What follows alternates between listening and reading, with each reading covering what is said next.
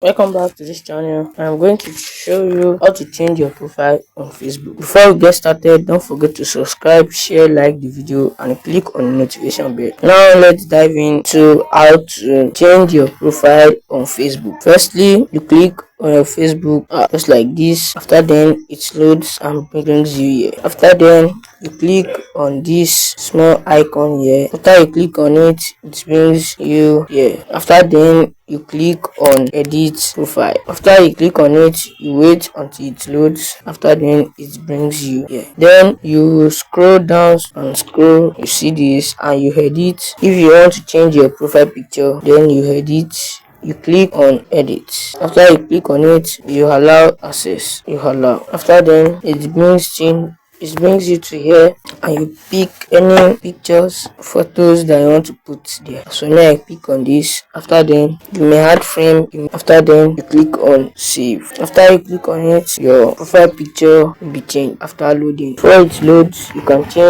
create avatar just like this. You can edit your cover picture, you can edit your bio, you can also edit your details, and that is it. You now know how to change your profile on Facebook. Thanks for watching and I will see you in my next video. Success.